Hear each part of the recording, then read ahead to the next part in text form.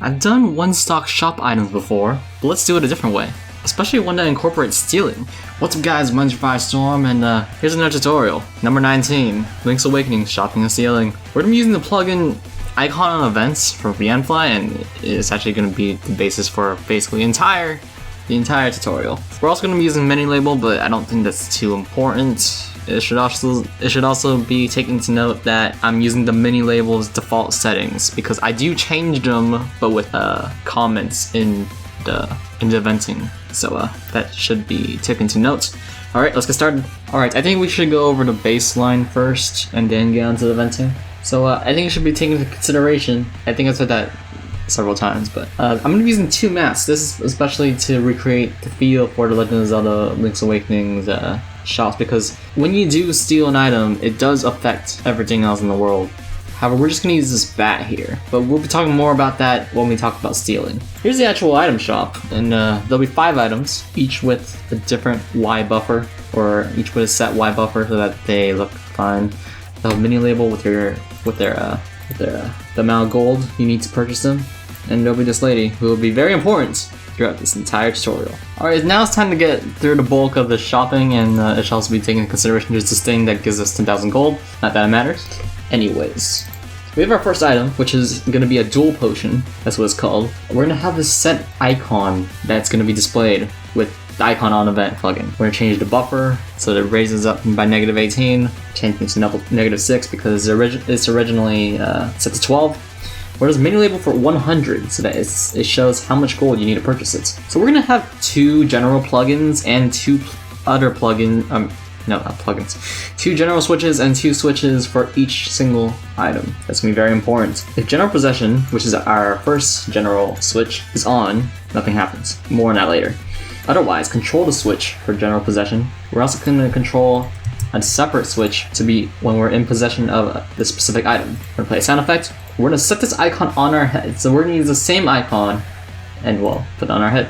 And we're also going to set the buffer, change it, apparently. When the switch is turned on, if we do happen to have dual potion with us and we do interact with this specific event, we'll turn off these switches and it will clear the icon, which will reset it and just put it back where it was. Now, basically that happens for every single other item. That's self-explanatory. But here we have this lady. This is going to be another part of the bulk. If general possession is on, and the specific item you want is on, or if general possession isn't on, she'll just tell you, oh, if you want to buy something, bring it from the table and bring it to her. However, if you have something, she'll say what the cost is, and then you'll either pay or rethink your purchase. We're going to use a conditional branch to check how much gold you have. If you have less than the gold, you can't buy it, obviously. Otherwise, if you do, you're going to turn off these switches once again, but you're also going to turn on the remove dual potion because there's only one of each item, and you don't want to have them keep buying it. We're going to actually give them the dual potion, otherwise there'd be no point in spending gold. We're going to actually lose the gold, play sound effect, and clear the icon on your head. Again, you repeat this for every single other thing, and it's basically it for shopping, to be honest. So yeah, basically just repeat all of that for the same events. Just make sure to adjust so that it fits each certain event. But now we're going to go into stealing, which is probably my favorite part about this tutorial. If you have an item on your head and you bring it to the exit, so if a general possession is on, if you leave, you will forever be regarded as a thief. Leave the shop. If you decide to leave, the screen will flash and the lady will be angry. Fade out the screen because, I don't know, to not show any of this. You're going to control the switch in general possession to off. You're going to control the switch for being a thief to be on. That is the second general switch.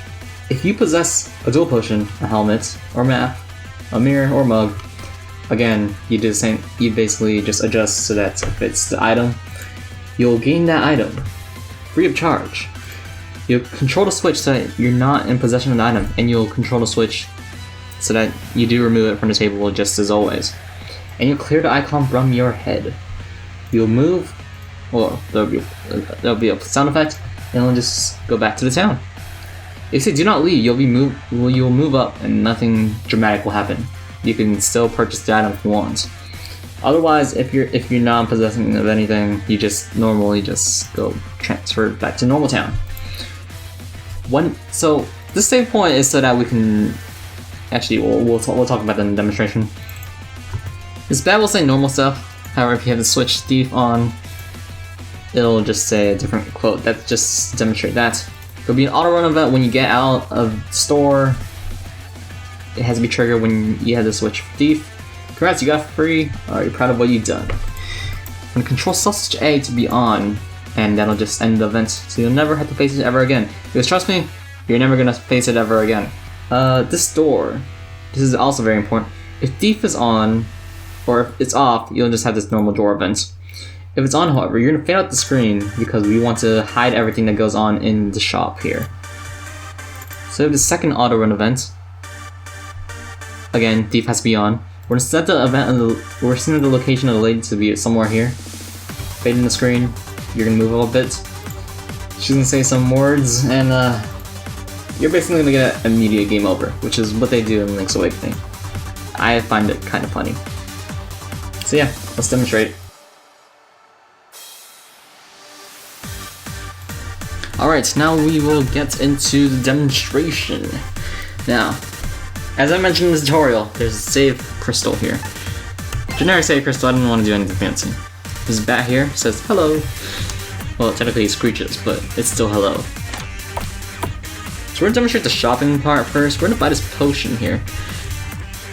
She's gonna tell us that it costs 100.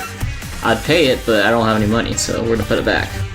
And also, she just tells us what we can do to buy stuff. So let's actually get some cash. 10,000 gold should be enough. Way enough. We're now try to buy this. Pay 100 gold, and as you can see, we had 10,000. Now we have 9,900. Don't mind the icon. It was just what happened when I put this icon set in. Anyways. If you check our inventory, we have the dual potion right in our inventory. We can do the same for almost all the rest. Except the mug, which we're going to be stealing, because, yes, the thing we're going to steal is a mug. Anyways, yeah, we do have these items. Oh, it should be also, it should also be mentioned that you should have specific items, but, I mean, okay, not specific items, just generic items, just, you need items for this. Anyways, we could buy this. Or we can leave with it.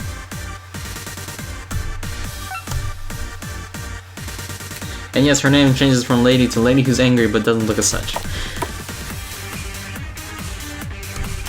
If we talk to this bat here, he knows we're a thief.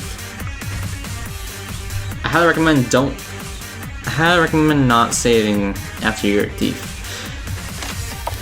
But before you're a thief, because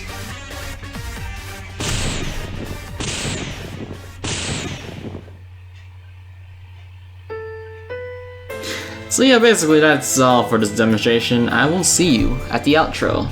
Alright guys, thank you guys so much for watching. Please consider dual slashing that like button and setting ablaze that subscribe button. Now next time, actually I need to pull up my notes, so I don't remember what's for next time. Next time is...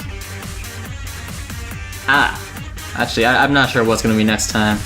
I'm not even sure if I want to do this one, but something on the recruiting thing? Is it not recruiting? Anyways, yeah, thank you guys so much for watching. See you guys, and stay safe. To be honest, after next time, I don't know what else I'm gonna do, but see ya.